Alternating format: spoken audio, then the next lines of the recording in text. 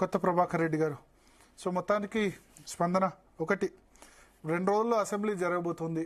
Kaleshwaram project గురించి చర్చ ఉంటుంది అసెంబ్లీలో. దానిలో డెఫినెట్గా అధికార పక్షం అంటది, మనం చూస్తాం. చూడండి, మేము కాళేశ్వరం లేకుండానే ఫుల్ వాటర్ వచ్చేసినాయి, మొత్తం ఎస్ఆర్ఎస్పి ద్వారా మిడ్ మ్యాన్ ద్వారా ఇచ్చేసామని చెప్పి వాళ్ళు అంటారు. ఆపోజిషన్ వచ్చేసి మేము కట్టిందే కదా ఇవంతా, మల్లన్న సాగరు, రంగనాయక సాగరు, అన్నపూర్ణ రిజర్వాయర్, వాళ్ళు చెప్పినట్టు బాహుబలి పంపులు ఇవన్నీ కూడా మేము పెట్టినాయి కదా, ఓన్లీ మేము కూలింది మేడిగడ్డ కదా. మీద ఇద్దరు చెప్పేది కరెక్టే, ఎవరు చెప్పింది పూర్తి కరెక్ట్ కాదు. ప్రభుత్వం చెప్పేది పూర్తి కరెక్ట్ కాదు, బీఆర్ఎస్ చెప్పేది పూర్తి కరెక్ట్ కాదు. జనం కన్ఫ్యూజ్ అవుతారు ఎవరు చెప్పింది కరెక్ట్ అంటే. దీనిలో అటు ప్రభుత్వం ఏం చెప్పింది, అసలు కాళేశ్వరం సంబంధం లేకుండానే నీళ్ళు ఇచ్చాం, వాటర్ మొత్తం నిండి, అది కరెక్ట్ కాదు. కాళేశ్వరం వల్లనే వచ్చాయన్నది కూడా కరెక్ట్ కాదు. రెండిట్లో వాస్తవం ఉంది.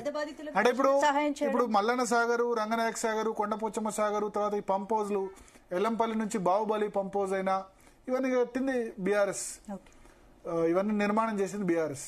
మేడిగడ్డ ఒక్కటే కాదు, మేడిగడ్డ లేకుండానే ఇవన్నీ వచ్చాయి. ప్రభుత్వం ఏం చెప్తుంది, మేడిగడ్డ లేకుండానే ఇచ్చాం, ఎల్లంపల్లి మేము కట్టామంటారు. ఎల్లంపల్లి వాళ్ళు కట్టిన, ఎల్లంపల్లి నుంచి గాయత్రి పంప్ హౌజ్ అయినా లేకపోతే నంది పంప్ హౌజ్ అయినా, అక్కడ నుంచి ఇప్పుడు మల్లన్న సాగర్కు నీళ్లు షిఫ్ట్ చేసినా, లేకపోతే కొండ పోచమ్మ సాగర్, రంగనాయక సాగర్, వీటితో ఇప్పుడు చాలా వరకు చెరువులు, కుంటలు ఇవన్నీ నింపుతున్నారు.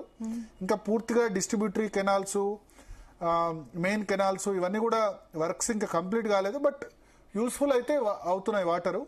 ఓవరాల్ గా ఇప్పుడు వరద బాధితులకు తక్షణ సహాయం చేయడంలో ప్రభుత్వం అయితే విఫలమైందనే ఆరోపణలు అయితే వస్తున్నాయి. అంటే ఇప్పుడే మనం చెప్పలేము, ఎందుకంటే నిన్న వరద వచ్చింది. ఓకే, ఇప్పుడు తక్షణ సహాయం అంటే జనరల్గా ఏం చేస్తారంటే ఇటువంటి సందర్భాల్లో పశువులు కనుక చనిపోతే దానికి ఆర్థిక సాయం రేట్ ఫిక్స్ చేస్తారు. తర్వాత ఆ వరదల్లో ఉన్న కుటుంబాలకి బియ్యము, నిత్యావసర వస్తువులు ఇవన్నీ కూడా ఇస్తూ ఉంటారు. ఇప్పుడు ఇంకా చాలా చోట్ల కూడా ఫ్లడ్ ఉంది, ఫ్లడ్ ఇంకా పోలేదు. కామారెడ్డి, తర్వాత మెదక్కు, ఇవన్నీ చోట్ల కూడా ఇంకా మనం ఇప్పుడు ఇవాళ కేటీఆర్ పర్యటించారు, బండి సంజయ్ పర్యటించారు. రోడ్డు డ్యామేజ్ అంటే టైం పడుతుంది, బట్ మీరు ఇంకా చాలా సమయం పడుతుంది. ఈ తక్షణ సహాయం అంటే 1-2 రోజులు సమయం పట్టొచ్చు. ఇంకా ఇప్పుడు ఇవాళ మధ్యాహ్నం నుంచే వర్షం తెరపునిచ్చింది కదా, మధ్యాహ్నం వరకు వర్షం పడుతూనే ఉంది కదా కామారెడ్డి, మెదక్లో. ఇప్పుడు కూడా వర్షం పడుతుంది ఇన్ఫాక్ట్, కానీ తక్కువ వర్షం. కామారెడ్డి, మెదక్ ఆ ప్రాంతాల్లో ఇప్పుడు కూడా పడుతుంది, లైట్ రెయిన్, అంత పెద్ద రెయిన్ ఏం కాదు. సో రేపటి నుంచి నిత్యావసర వస్తువుల పంపిణీ, తర్వాత crop damage, roads damage, electricity department damage, పశువులు, తర్వాత మనుషులు కూడా చనిపోయారు. ఒక 10 మంది వరకు అన్ని చోట్ల కలిపితే చనిపోయారు. కొంత అలర్ట్ చేసి ఉండాల్సింది అధికార యంత్రాంగం కూడా, బట్ అంటే మంత్రులు, ఎమ్మెల్యేలు, అధికారులు సమీక్షలతోనే సరిపుచ్చుతున్నారు, ఫీల్డ్ లోకి రావడం లేదని అయితే కొంత వినిపిస్తుంది. అంటే ఫీల్డ్ లోకి ఇవాళ కొద్దిమంది మంత్రులు వెళ్లారు. దామోదర్ రాయనరసింహ మనం చూసాం మెదక్ జిల్లాలో. తర్వాత కామారెడ్డికి సంబంధించి మనకు ఉమ్మడి నిజామాబాద్ జిల్లా మంత్రులు లేరు, కానీ సీతక్క కలెక్టరేట్లో ఆయన సమీక్ష సమావేశం పెట్టారు, అక్కడికి వెళ్లారు. ఉమ్మడి నిజామాబాద్ జిల్లాకు సంబంధించి అయితే మంత్రులు ఎవరు లేరు. ఉమ్మడి ఆదిలాబాద్ జిల్లాలో వివేక్ ఉన్నారు, బట్ ఆయన మంచిర్యాల సైడు.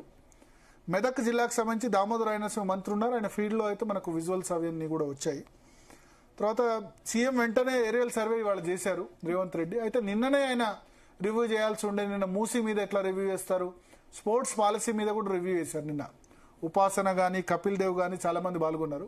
దాని మీద ఎట్లా రివ్యూ చేస్తారని కూడా అన్నారు.